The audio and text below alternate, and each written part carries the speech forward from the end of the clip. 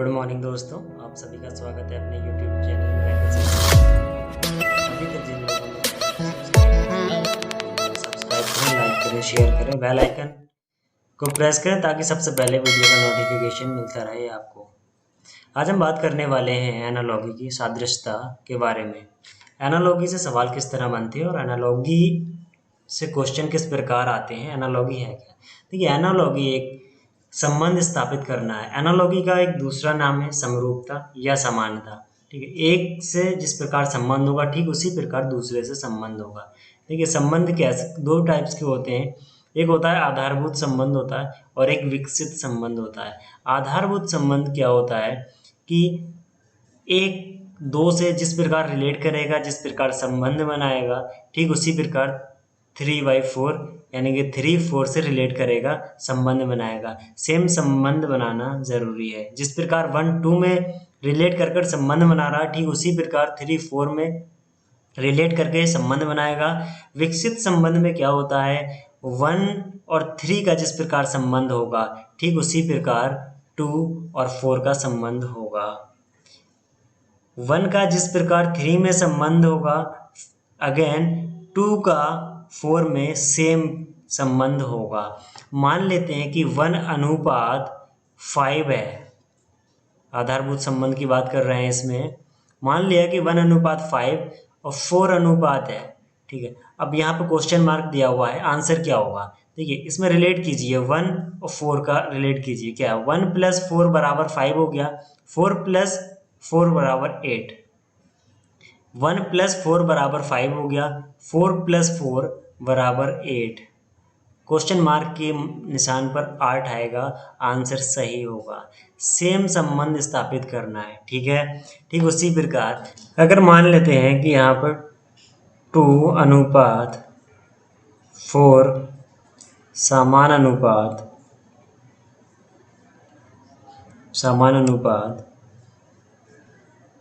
4 question mark.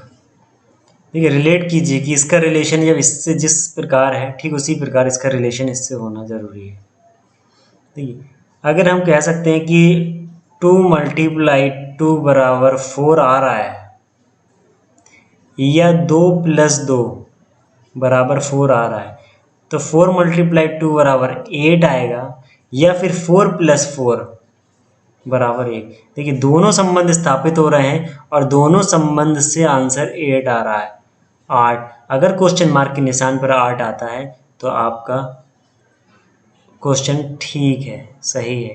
देखिए, analogy से सवाल किस प्रकार बनते हैं। एनालॉगी से सवाल देश के ऊपर बन सकते हैं, देश की करेंसी पूछ सकता है। ठीक है,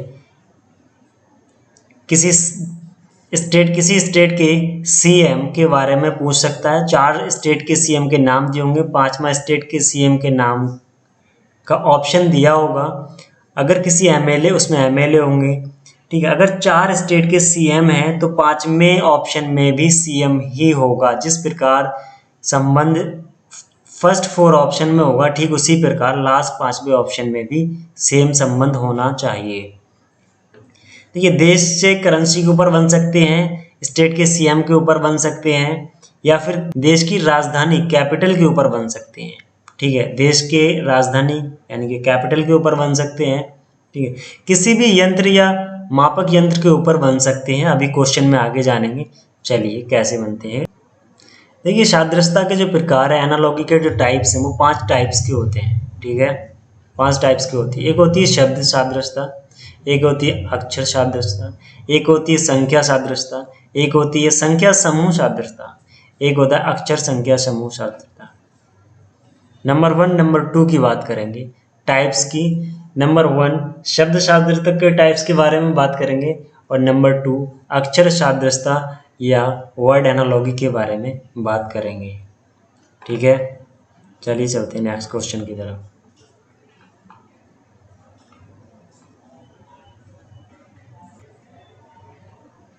देखिए, फर्स्ट क्या कहता है कि शब्द सादृश्यता।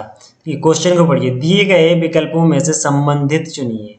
ठीक है, ऑस्ट्रेलिया एक देश है, कैनबरा क्या चीज़ है आपको बताना है। अगर ऑस्ट्रेलिया का संबंध कैनबरा से है तो नेपाल का संबंध किससे होगा? Option number A Kathmandu, Shillong, Colombo and Tokyo. ठीक है, ऑस्ट्रेलिया एक देश है, ऑस्ट्रेलिया एक देश है, कैनबरा एक राजधानी है, कैपिटल है। अगर ऑस्ट्रेलिया की राजधानी कैनबरा है तो नेपाल की राजधानी क्या होगी? संबंध स्थापित हो रहा है कि राजधानी कैपिटल से रिलेटेड है, तो नेपाल की कैपिटल क्या होगी?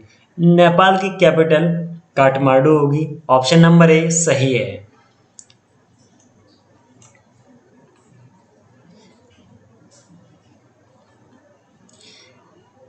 देश और मुद्रा, देखिए ईरान का संबंध रियाल से है, चिली का संबंध पीसो से है,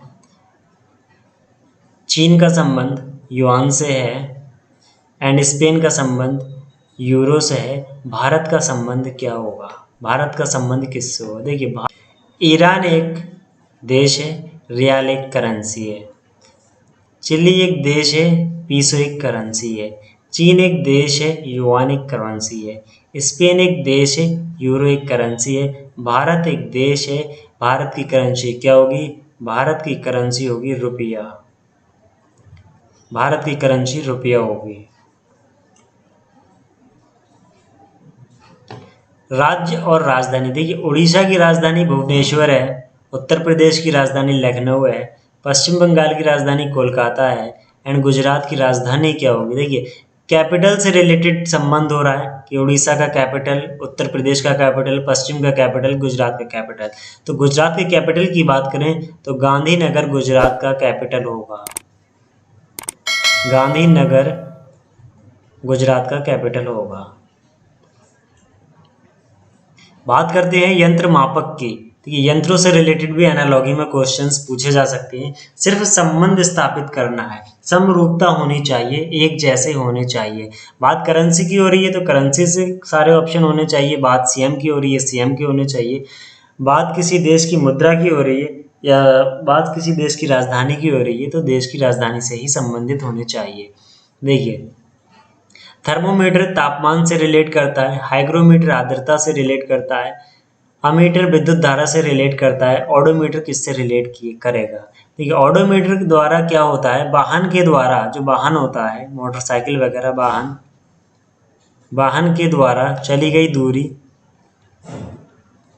वाहन के द्वारा चली गई दूरी को मापने के काम आता है ऑडोमीटर। इकाई से रिलेटेड क्वेश्चन, इकाई मापक क्वेश्चंस होते हैं। देखिए विद्युत धारा का जो संबंध है वो एम्पियर से है, शक्ति का संबंध वाट से है एंड ऊर्जा का संबंध जूल से है, आयतन का संबंध मीटर से है, बल का संबंध बताएं, बल का संबंध किससे होगा? बल का संबंध गाइस न्यूटन से होगा, न्यूटन, बल का संबंध न्यूटन से होगा। तो ये शब्द और विपरीत अर्थक शब्द भी क्वेश्चन एनालॉगी में आते हैं और पूछे गए हैं। देखिए शांति का संबंध अशांति से है, हर्ष का संबंध शोक से है, नादान का संबंध समझदार से है, लड़का का संबंध किससे होगा? लड़की से होगा गाइस, लड़की, ये लड़की से संबंध होगा।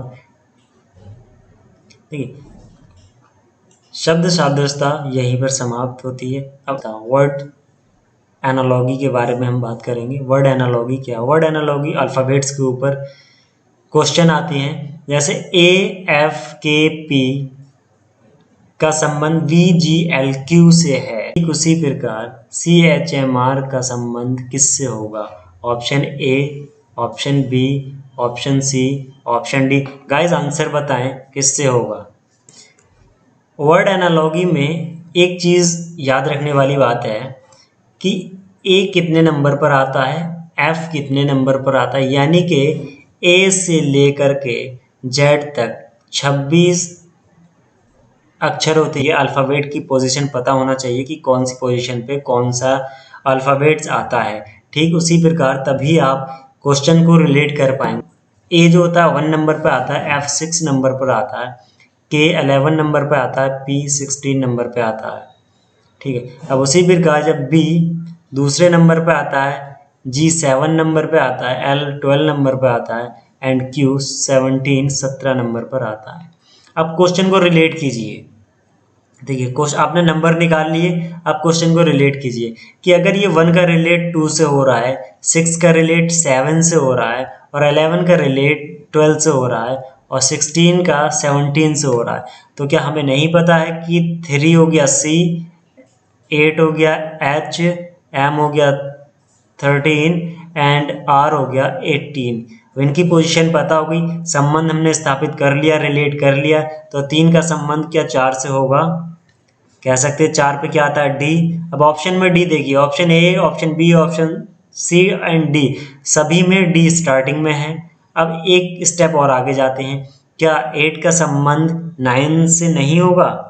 देखिए D के बाद क्या आता है I, तो I डी आई, देखिए डी आई ऑप्शन ए में है और डी आई ऑप्शन बी में नहीं है, सी में नहीं है एंड डी में नहीं है, तो option A is right answer हो जाएगा आपका। Option A is right answer हो जाएगा। आपको आगे निकालने की जरूरत नहीं है अगर आप संबंध अच्छे से स्थापित कर पाए तो।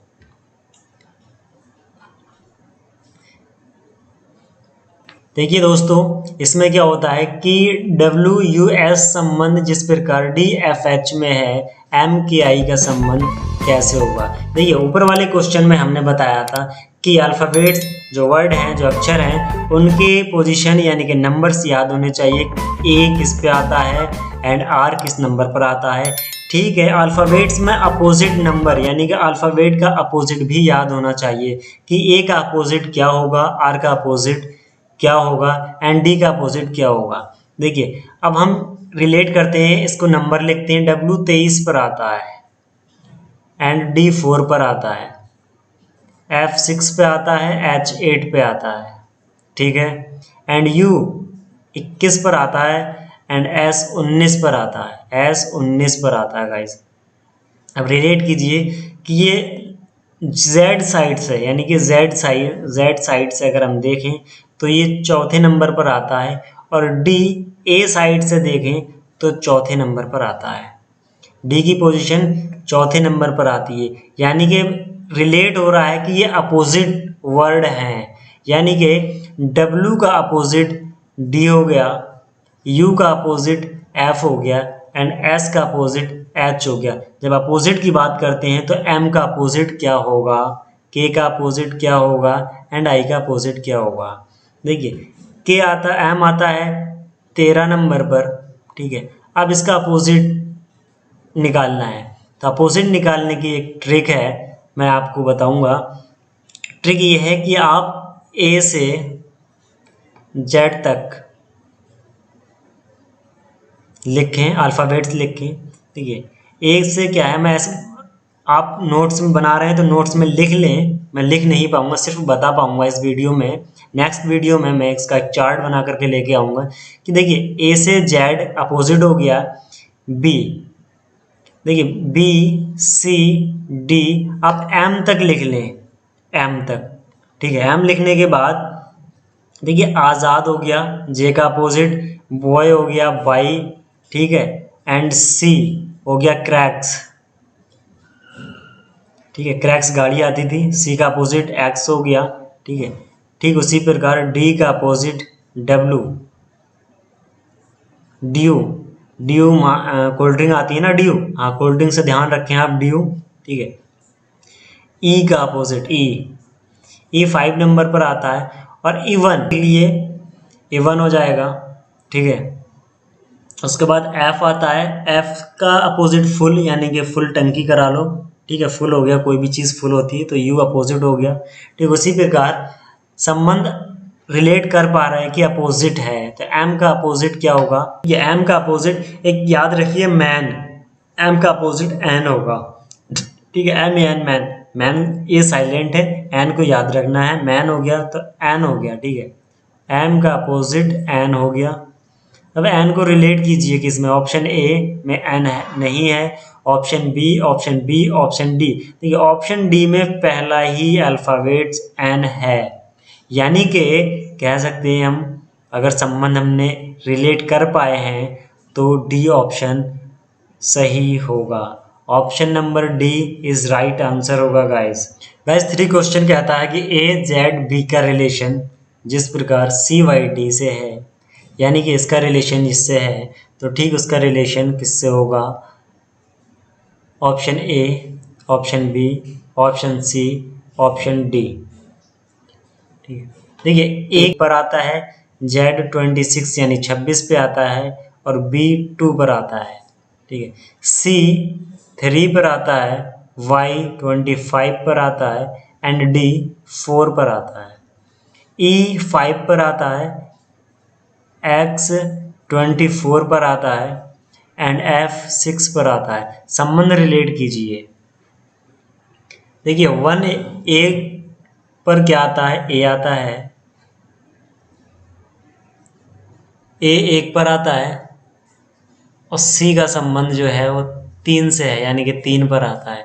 तो 1 + 2 हम कर सकते हैं, 1 + 2,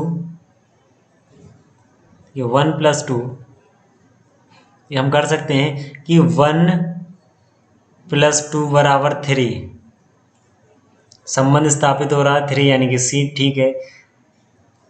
26 माइनस, क्योंकि यहाँ ये 26 जो जेड की वैल्यू है, जो जेड का नंबर है वो 26 पर आता है और बाई 25 पर आता है, तो कह सकते हैं कि 1 = 25।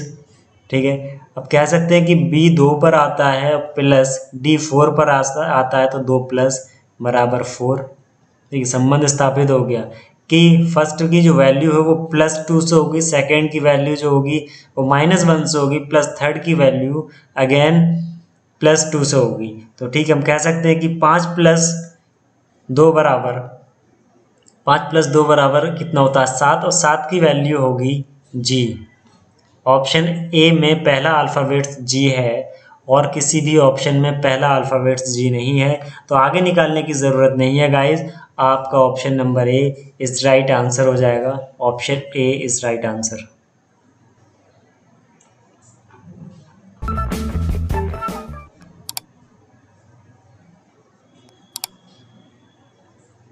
चौथा क्वेश्चन क्या कहता है गाइस? देखिए SNOP का रिलेशन ONSP, यानी कि सारे अल्फ़ाबेट्स के जो सीरियल है वो चेंज है, लेकिन सभी अल्फ़ाबेट्स वही हैं, सिर्फ स्थान चेंज है, बाकी अल्फ़ाबेट्स वही हैं। SNOP का संबंध ONSP से है, तो क्ले का संबंध यानी CLAY का संबंध किससे होगा? Option A, option B, option C, option D. देखिए संबंध रिलेट करना मेन इंपॉर्टेंट है। संबंध अगर सही से स्थापित हो गया या बना लिया तो आपका क्वेश्चन बिल्कुल 100% सही होगा। चैनल को सब्सक्राइब नहीं किया तो प्लीज़ हमारे चैनल को सब्सक्राइब करें, लाइक करें, बेल आइकन को प्रेस करें ताकि सबसे पहले वीडियो का नोटिफिकेशन पहुंचे आप तक। चलिए चलते हैं, संबंध स्थापित करते हैं, इनको रिलेट करते हैं एक दूसरे से, इसका रिलेशन इससे कैसे है। देखिए SNOP सब सेम अल्फ़ाबेट्स रिलेशन में भी है।